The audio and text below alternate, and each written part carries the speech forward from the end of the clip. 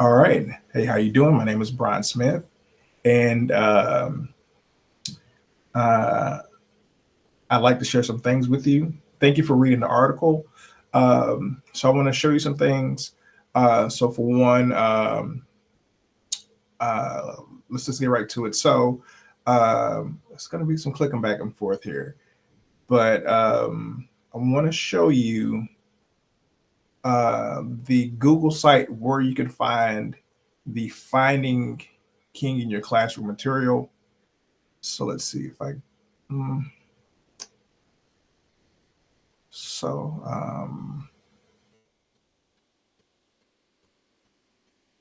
okay, so this is a click this. Okay, there we go. All right. So the link will take you here. Oh, hold on. Let me take it back to the top. So welcome cultivating educators. Primarily, it'll look like this. I may edit it from time to time or whatnot. But definitely when you get to this Google site, you're in the right place. Cultivating educators, cultivating educator inclusive content. Um, Meet Brian. Going down, there's some PDs I got going on this year. You may be looking at this in 2025. You may be looking at this in 2026. So, um, what I will do is, like in the future, if I am doing PDs or whatnot, I'll update this. There's another PD that I'm also doing in 2025. I got right here, but you can see all of that. So I'm just basically showing you where to go. That's me in the classroom doing thing I call Mental Armor. So you'll get here. You don't have far to go. And what you'll see Finding King in your classroom. Now, this is an old flyer. Um, I just did it January 9th of 2025. Right now, I'm talking to you is January 17th. But I wanted to leave the flyer just kind of as a marker. Um, but what you'll be able to do, you'll be able to click here and you will get the Google Slides. Of course, as I shared, I put viewer only, but you can make a copy of it and you can arrange it, add, delete, all of this stuff to the Google Slides. And copy and paste stuff off of it to make worksheets or graphic organizers, all of that stuff.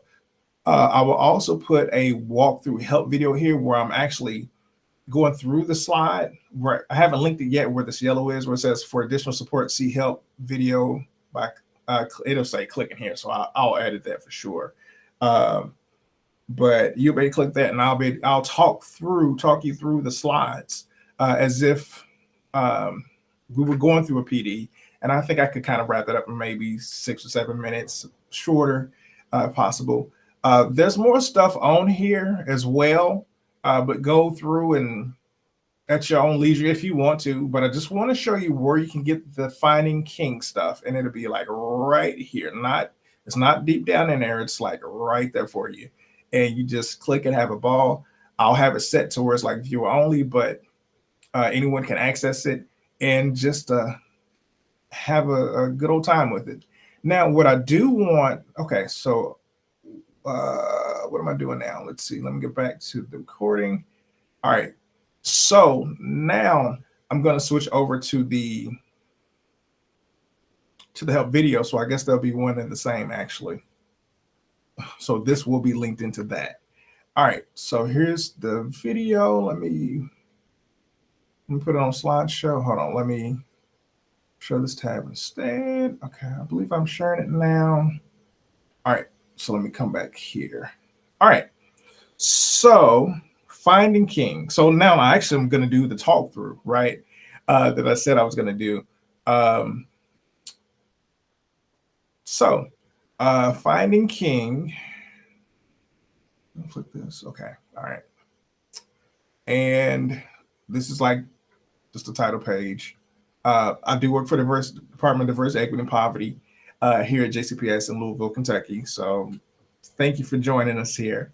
All right, let's get going.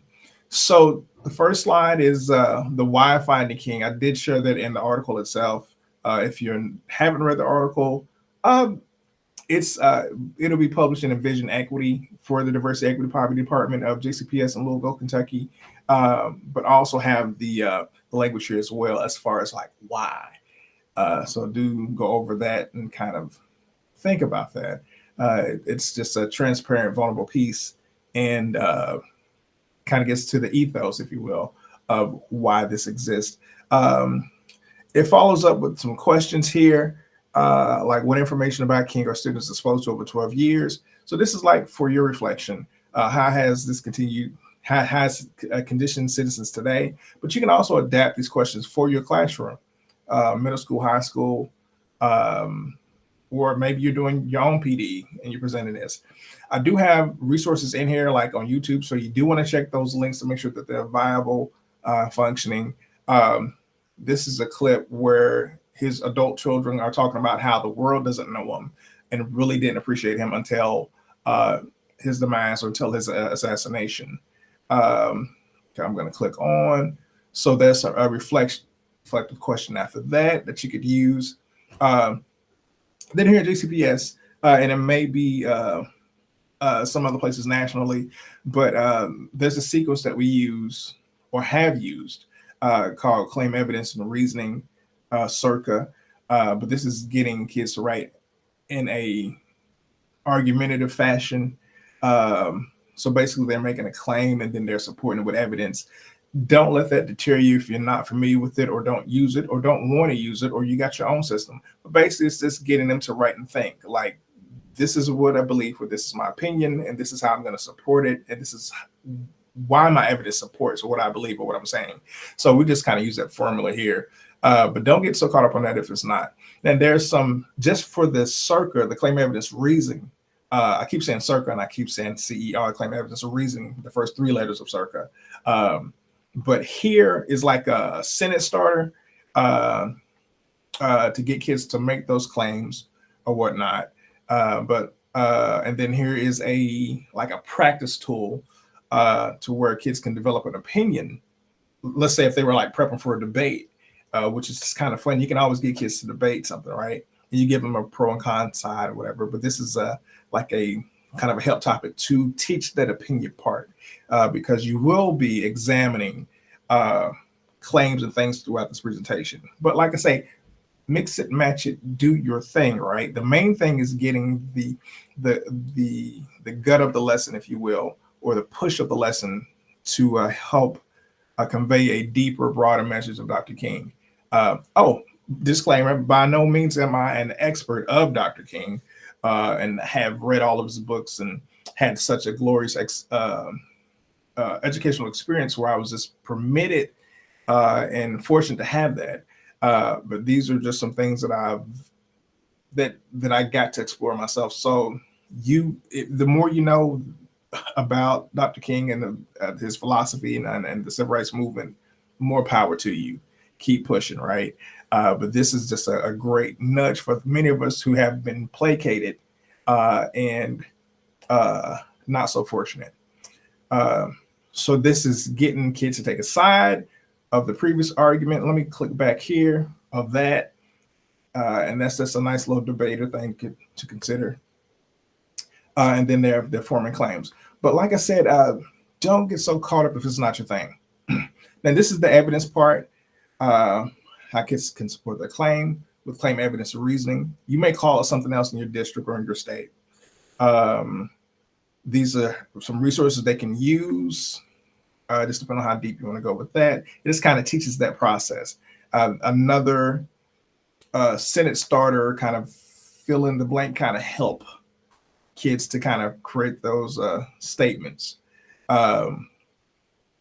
And then within this, there's a help video where I'm actually walking through, and I found that it was helpful. It wasn't all in the be all, but it was very helpful to provide a help video for the claim evidence reason or a CIRCA thing with students. And I got some stuff, and then of course I look at it, I'm like, I should have changed that a little bit, but it's all right. But it definitely gets better. All right, we click past that. Okay, so starting off with this KWL chart about King is pretty standard. That L part would be a great tool to have just to measure some things. So here we have analyzed our perspective of Dr. King, and I have some hyperlinks here. You can use whatever links you want. Like I say, you do want to check these links and make sure they're viable and still set up appropriately for your kids and for the classroom. Uh, but what they'll do is they'll go through and they'll kind of grid these and they'll kind of analyze these. They'll evaluate them. And so here's like a graphic organizer, and it's how has Dr. King presented, what accomplishments were mentioned, was his assassinated address, and then I can't see the last one because my picture's there, but they can kind of grade uh, these resources. And then there's a question banner in yellow as well. So this is meant to kind of to bring a consciousness forward as far as like what are we constantly hearing? What do we know about King, and what resources are we quick to grab to learn about King? And deeper, to go deeper, it is helping us to question why are we given um, such a limited view. Let's see here. So here, um, it's a YouTube video that I have here. Let's see here. Now, I don't know why it didn't come up, but let's see if I can get it clicked here. Clicked on here. Maybe I can. Maybe I can't. Maybe I have to share. Give me a second here. Because this is so you see at the top it says people should question the safe version of, I believe, Dr. King. I want to get my pictures in a way because education systems provide a limited perspective. And this video right, it is available on YouTube. It is. I'm going to click on it. Let's see. Let me get to YouTube. Go back to my presentation. Let me click on this. Okay, and then I'm going to share this tab instead. Okay. Brian Smith here. Let me turn it down a little bit. Okay, I'm going to do this experiment. So you see that this link works, right? And it is me just going through and clicking on claim my opinion. My opinion, a lot of resources. You want to search on Dr. King material because you know what it's like. I mean, you got back from winter break. It's January. Let me give you the King holidays coming up. You're looking for resources. And there's like a plethora of them free on the website. So you're clicking, you're printing off stuff so you can do activities, and you're having these discussions and you're finding clips. And what this shows is it's like an evaluation of a broader sense of resources that we as educators, and guardians and parents, and go to people should really when it comes to teaching about King. The distilled version what you notice if you look at enough of them, there is a circulating trend. Our educational system being offers us a limited perspective. That's even better than my first one. I just revised it in real time anyway. So here which is the limitation of the perspective of King and the assassination. Dr. Martin Luther King. So you'll see me do that. King. Okay, let me get back to the presentation. I'm gonna type in. Well, so you see the link does work, but quotes.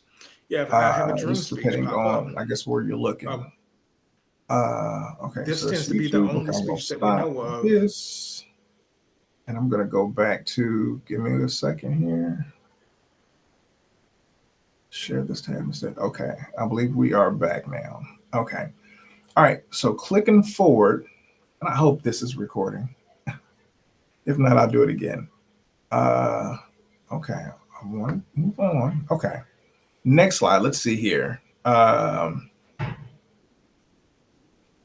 this is people should question the safe version of Dr. King because educational systems provide a limited perspective. So this is kind of a sentence starter to help kids get in writing or debating and thinking, right? Reflecting, talking, however you want to use it. All right, going forward, and let me go back one.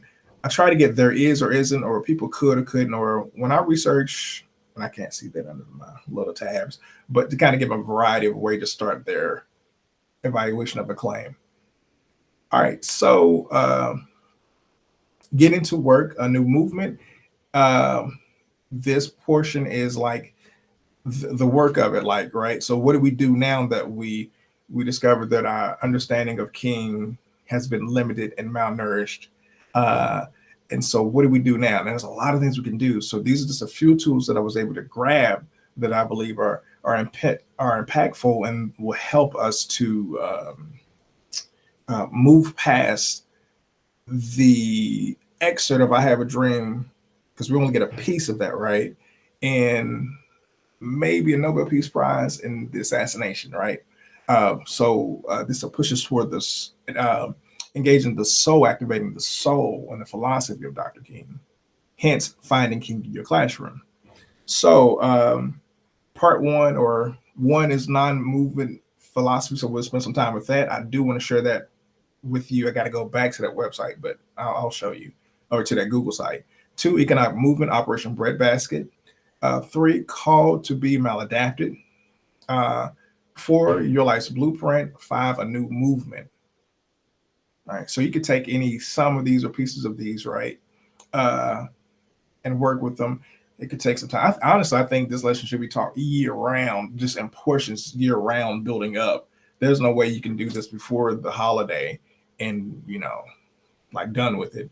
And I do believe that adapting nonviolent philosophy and getting kids to see that and kind of having this awakening or an appreciation, I will say. I'm not going to say awakening, but I will say an appreciation, a new appreciation for King, or at least an enhanced appreciation of King beyond the script that we're constantly given.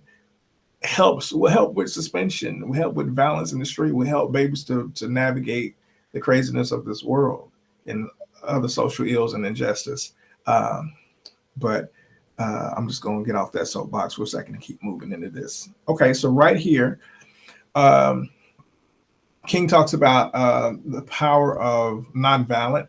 Depending on your grade and your kids' comprehension levels or whatnot, you may want to take a portion of this.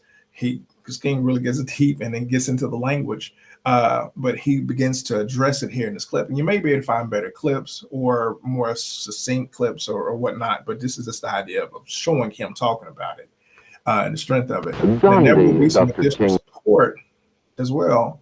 Let's see here. King's Nonviolent Philosophy Explained. Okay. So that's a scan where you scan it and you go back to that Google site. Let me click on that Google site. I'm going to show you where, share this instead. Okay. Yeah. So we should be looking at back to the Google site. And what I'll think I'll do actually, now that I'm kind of going through this in real time, to improve this, your experience, I will move that link up here in this block. And it's going to be a link that, let's see, where is it at?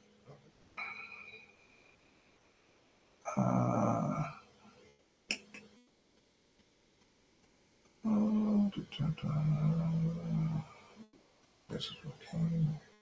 There's some pretty cool stuff on here. Click here, right here. So it pops up right before Malcolm X. Like, even if you're looking at it on your phone, it'll kind of block it off like that.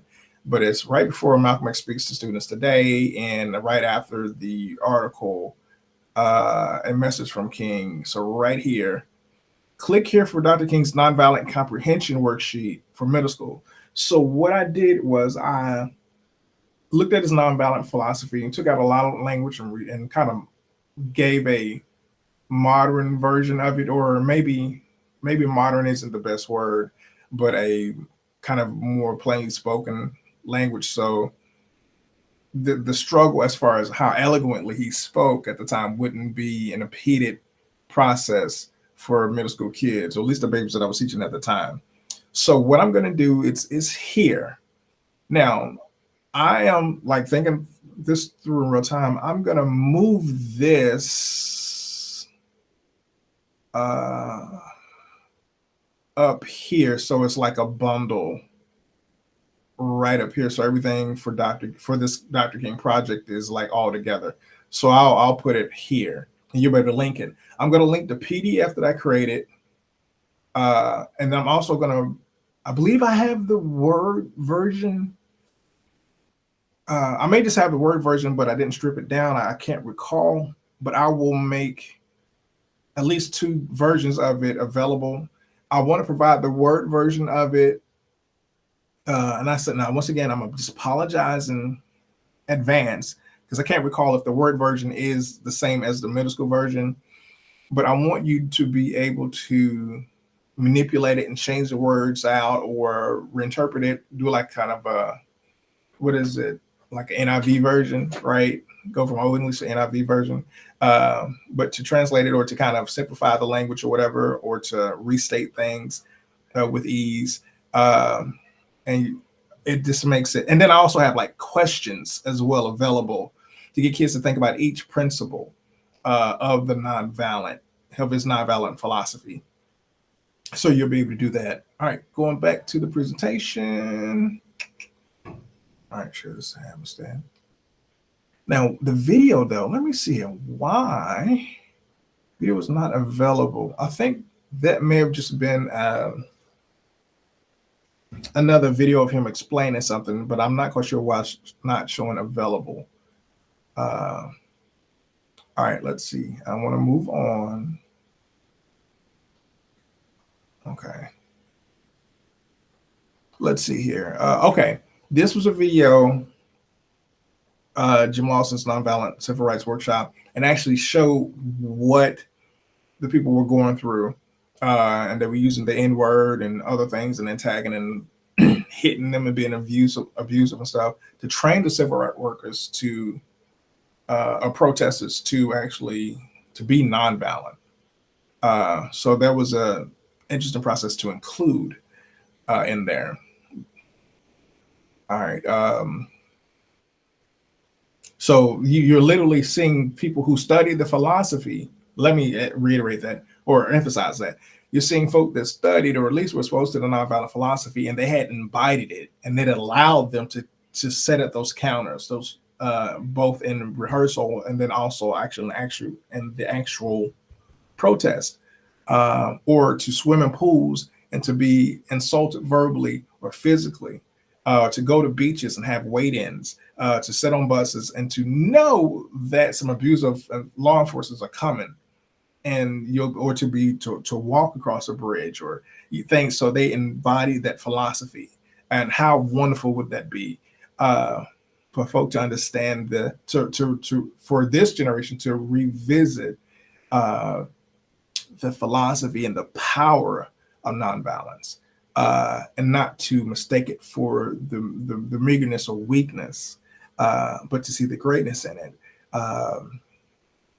And to sit still long enough to realize that there's a bigger picture, if you will. Okay, so this right here, number 2, economic movement, Operation Breadbasket.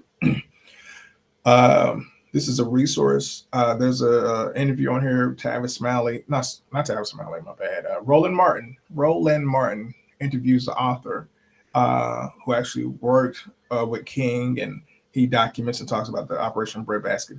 A pretty dense book, or a pretty thick book. I have it.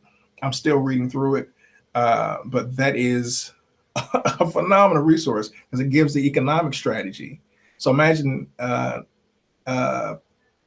providing our babies with that perspective of like how you can have economic influence. Like they say, you vote with your dollars every day. But anyway, check that out.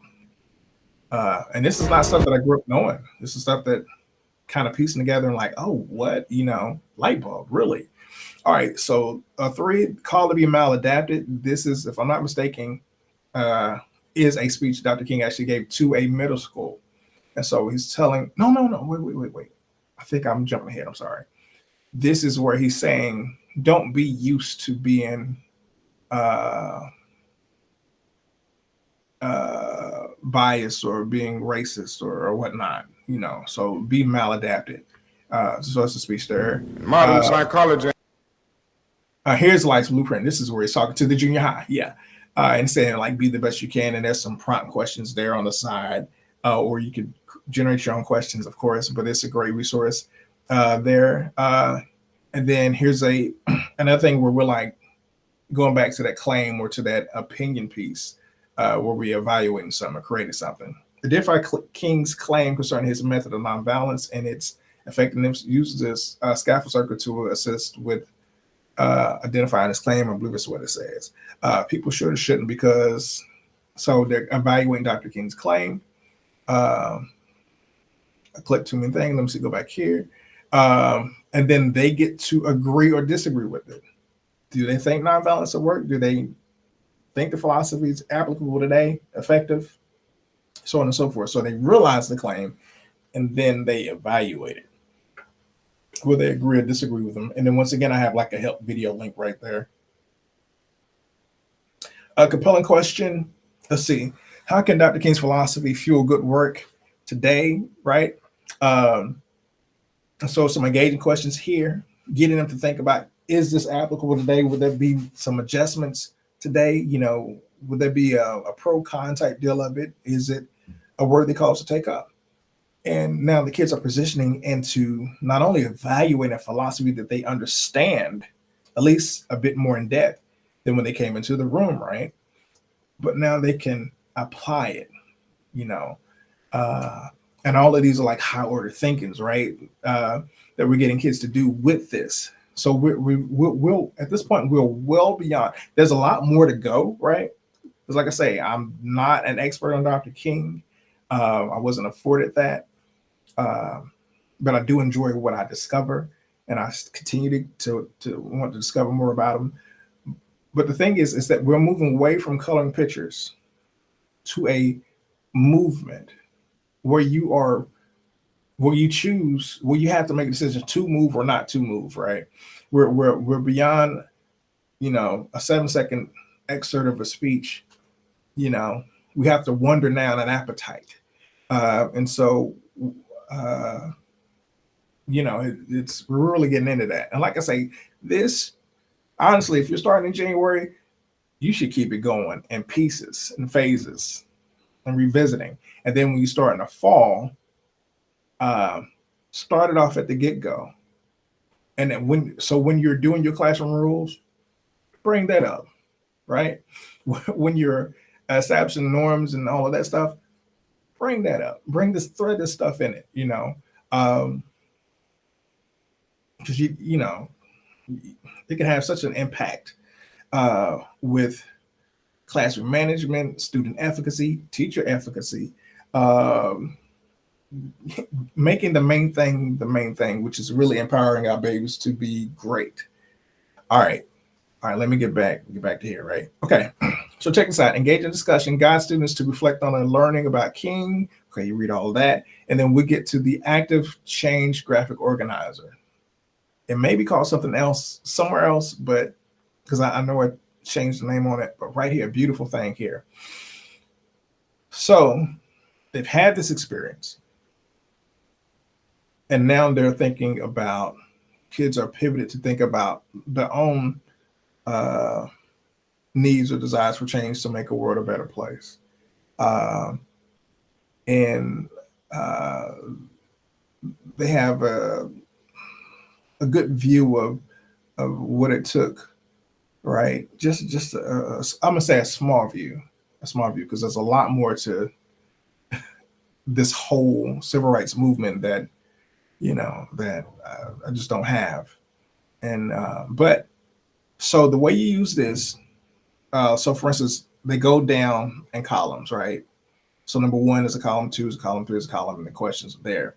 So they're going to think about 3 things. First of all, vision of change, developing a culture, and a law and policy develop. In other words, what is needed for that to be sustained. And here's why. A vision of change is to have a consciousness of what needs to be improved or what needs to be done with or for humanity, right? And then to develop a culture is getting people to understand the value or the benefits of that change in the first place.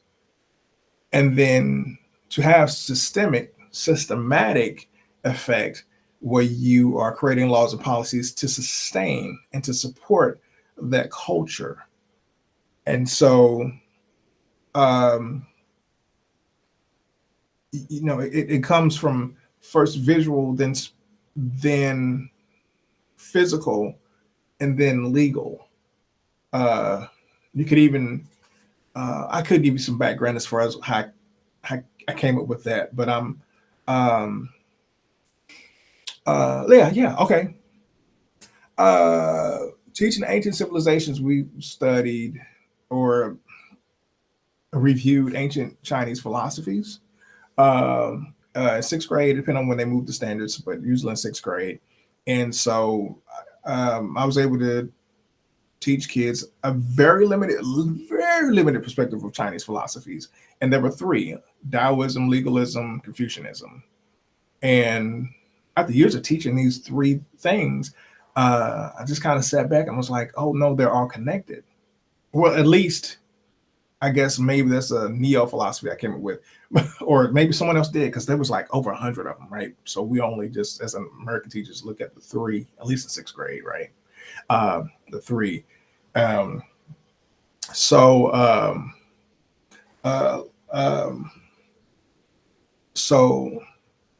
a vision of change that goes into Taoism, because it's like a spiritual means of flow and thing, and then developing culture goes into Confucianism, where like the family, the order of operation or ranking, if you will, of order of respect is infused. And then legalism, because laws are for the lawless, right? You do this as a consequence. And so for years, I taught them in isolation. And then there would always be kind of, we would review kind of like an abruptness where these philosophies got kind of pushed for another one. But in my mind, I saw all 3 of these coming together. So some could say first spiritual, then natural, and then legal, right? And so this movement is designed to get kids to think about those things on these tiers. Now, each one of these questions down in these categories are getting them to anticipate the changes and moves within that framework of flow of creating a social movement. So number 1, going down in that column, vision of change, what do you envision? How does it improve the community? What opposition do you anticipate? And what will King's philosophy help you to counter? And so having that in mind, or some sort of framework, is a great step. And then they're ready for 2, developing culture. What new culture will be developed? What are they seeing? What are people doing? How are people affected? What media and educational programs will you develop to support the new culture? Because that is so influential. What resistance can you anticipate, and how will you teach people to counter? Yeah. And so they're thinking about that as far as developing a culture. And then they go over to law and policy, and I won't be able to see all of that because my videos in the way, but what new law or policies need to be developed to sustain? What impact does this have on the community? What opposition are you likely to encounter? And what measures are most effective to counter the rejection of your new policy or law? And then they go down and create a new claim based on their philosophy that is engrafted with nonviolence, with love, with hope, with economic awareness, with maladaptivity, with in mind, with questioning and working together. And they create this movement that can impact a new world. And we have literally found, in essence, the next king in our classroom, right? So this box, even if you took King's philosophy, it had to start with the vision. And these are counter moves, and these are things that had to be anticipated. It had to have a cultural impact. And then it had legal and political impact as well, right? And so that's why we have, civil laws, so on and so forth. So yeah, that's how we generate at least the next king, to help find the next king in our classrooms. And I want to thank you for your support, reading the article, grafting from this, and moving forward and helping really the world to be a better place. Take care.